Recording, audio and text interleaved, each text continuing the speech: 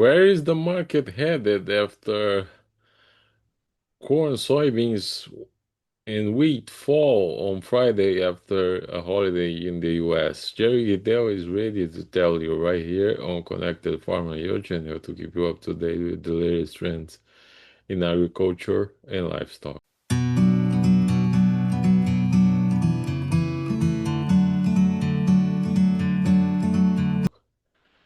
So, Jerry, we have had a bounce on the agricultural commodities during this week, but Friday again we have seen all three major agricultural commodities going down.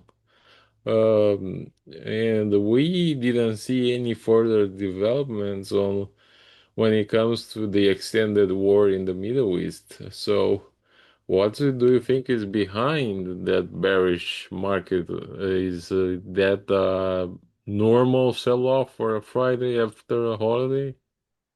Well, we've had very unusual to have 30 Thursday holidays to begin with, but this is what we have here with Juneteenth, and that uh, really we had a little bit of a maybe overreaction on Wednesday as the the markets got quite excited, particularly in the wheat market here. And it looked like from most of the what I could see realized was that it was a reaction to what reports were happening in the excuse me, the eastern side of Black Sea, which is the Russian wheat production area. That's their best area and their most prominent and close to the exports and all that kind of stuff. And uh, the Russians declared a drought emergency in one of the provinces there. Interestingly enough, uh, other people over there didn't seem to even think it even existed. So we've had a lot of conflicting information about the crop prospects in Russia. Originally, well, there was some talk they were in the 82 to 83 mark, 83 million metric ton level, and someone else, people earlier in the week said it was going to be closer to 90. And then we had this declared emergency and that really spooked the markets here and took out some recent highs and had some big follow through with the unknown of Thursday out there too. Corn kind of followed along with it. Soybeans have been trying to be a little more excited here recently about conditions in South America, and that uh, to some extent we've had some decent Brazilian shipments off of their crop, but the Argentinian shipments have been lacking. So there's been some concerns about that scenario and that.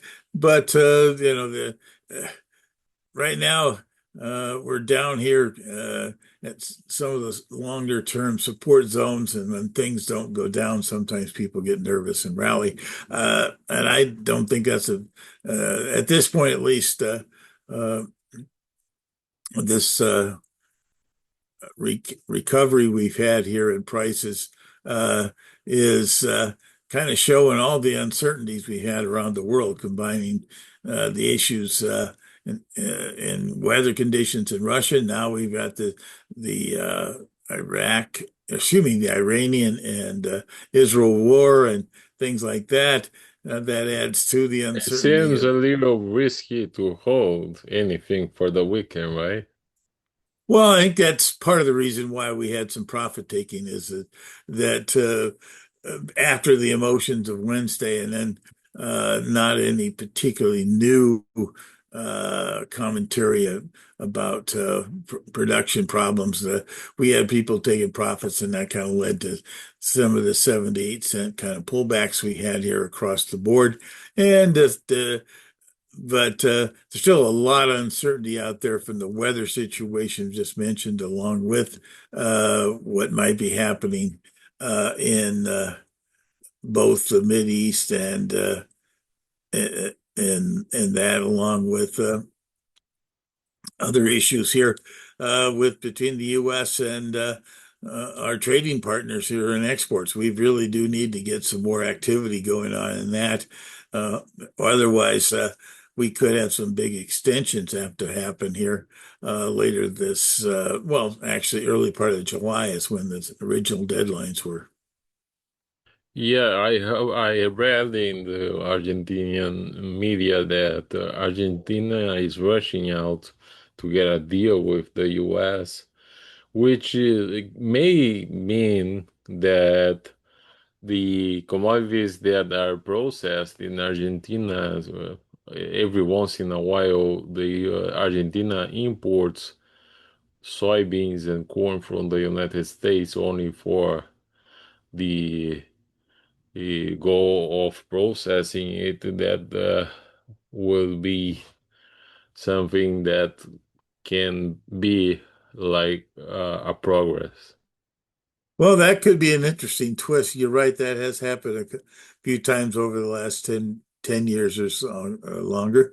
And that I can't say that their processing industry has some real issues, though. That biggest one down there has been running on bankruptcy and things like that. So that's another issue that kind of falls into that. But in general, here, the uh, the world soybean meal market is really an interesting right now. With all the other thing that did happen this last week or so was the Trump administration last Friday afternoon putting out a surprising number considering the kind of pre commentary we were getting that they were going to release. They're going to have a number 600 million bushels less than the agreed upon trade and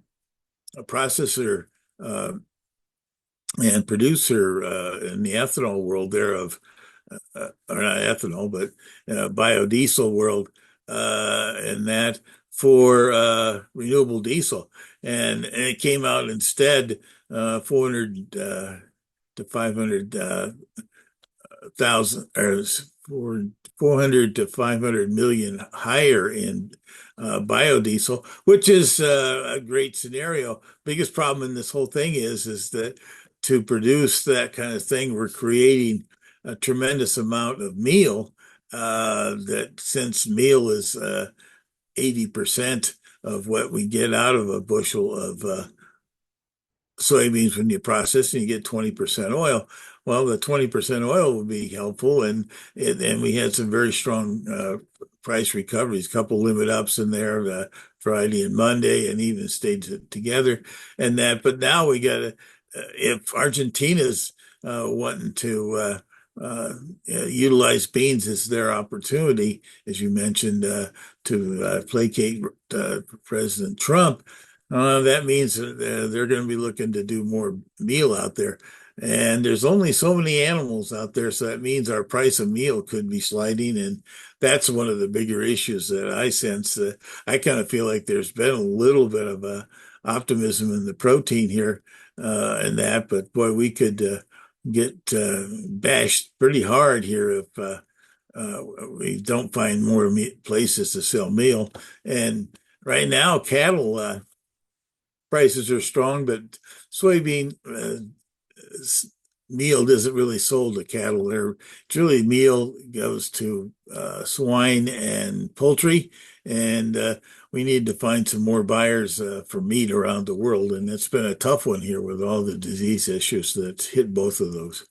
Yeah, and we have had erratic weather both in the US and Brazil.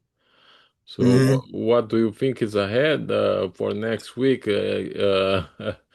I'm pretty sure if the US is helping out the Israelis, a lot of things would change. But if nothing happens, do you think the markets will be watching the weather only? Oh, well, definitely the world political scenarios are definitely there. But the one thing that I think you're trying to lead us to is the fact that there is an extreme heat moving into the major Midwest producing states here from Nebraska, really all the way through the Midwest, and it's supposed to even impact the East Coast here with some high 90s degrees and maybe some hundreds, and when it comes to humidity and heat indexes and stuff like that. And that's an interesting twist. Actually, they there was a storm cloud that came in here overnight in eastern Iowa and western Illinois, which I was surprised that really wasn't on anybody's forecast here, but it didn't produce a lot of rain. But that's the one thing that happens in these things is once you have big heat bubbles and that happen. Rains do kind of pop up around those things occasionally, and so that's going to be another one. But I'd have to say that the with the recent rains that happened across northern Illinois, northern Indiana, parts of Iowa, and that the stress situations for this heat is not as great as it once was anticipated to be. The one thing is that it moderates a little bit mid to late next week, but it's still out there. So U.S. weather conditions are going to continue to be quite important here until we get past the USDA's acreage and report here at the end of the month. And that there's right now, at least, lots of different opinions about what might be occurring here in our plantings this spring because of the price relationships of corn weakening up and beans being a little stronger in the last month or 5 or 6 weeks. All right, sir. We'll check back next week. Thank you. All right. Well, end up right now, at least the market activities have been a tough one this week, and the weather scenario has been just about as crazy as the political and scenarios both in the U.S. and around the world. So, fortunately, we've uh, bounced along this week. I think we're going to continue to do that until we get past these late July or late June and early July U.S. reports to see where our crop size are. Otherwise, we'll be uh, keeping an eye out around the world as to what might be coming along. It's been this last few weeks has been difficult with so many different things flying at us from different places.